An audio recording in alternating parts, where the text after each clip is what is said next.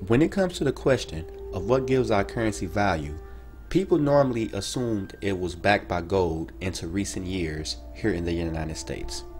Now it's more readily understood that we have a fiat currency, which means that it's only a currency because the government decrees it as currency and enforces that decree. Even though the currency is decreed to be legal tender, it still has this opportunity cost. Therefore, people normally have the option of storing their wealth in other assets.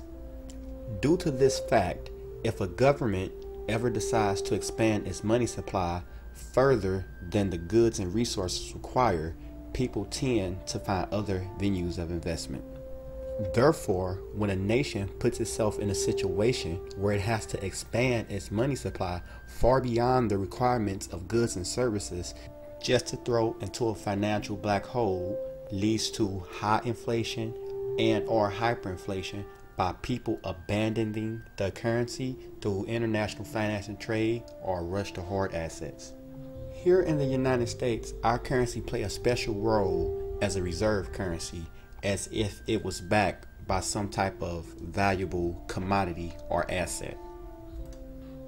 Now, up until August 15th, 1971, we had the Bretton Woods system, which other nations had their currency pegged to the dollar, and a dollar was redeemable by gold.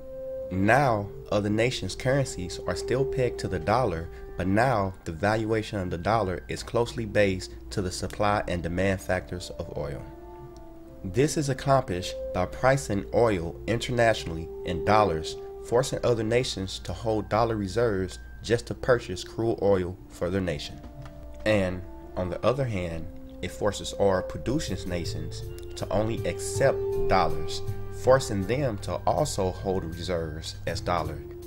This process adds extra liquidity for our treasury market, but it also adds extra moral hazard for our policymakers. And our policymakers had used this wiggling room of extra liquidity by lowering interest rates starting in 2001 that helped propel an irrational consumption craze that spread it internationally. Foreign central banks, instead of raising their interest rates to deal with their irrational consumption craze, they followed suit with the United States and lowered interest rates so there would be no conflict in international exchange rates. And on top of that, they used their foreign reserve dollars and invested it back into the United States through their sovereign wealth funds, which helps propel the irrational craze.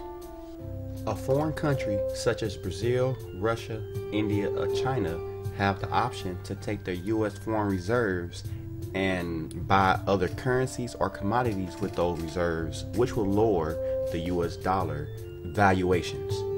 But instead, they reinvest their dollars, even through quantitative easing, back into the US market. This puts downward pressure on the nation's valuation of their exchange rate when they choose to invest into the United States instead of reinvesting into their own country by purchasing goods or services with US reserves. This process creates a host of financial problems for the nation that import American inflation. So you have to ask yourself, well, why would a nation do this? Mainly, it's because the other nations see what happens when you refuse to accept the stockpile of U.S. foreign reserves by trying to go to another currency. This can be displayed by the war in Iraq and by the war in Libya and by the coming war in Iran. The things these nations have in common is that they decided to change their reserves and their sale of oil to something other than US dollars. Iraq decided to accept euros, and right after that we decided to invade Iraq. Libya decided to sell their oil for gold, and right after that we invaded Libya. Right now, Iran is trying to accept a basket of currencies other than the US dollar for their sale of oil. And you will find that the enforcers of this petrodollar decree would invade Iran. This is a coming war, unless Iran decides to play ball and only use US dollars.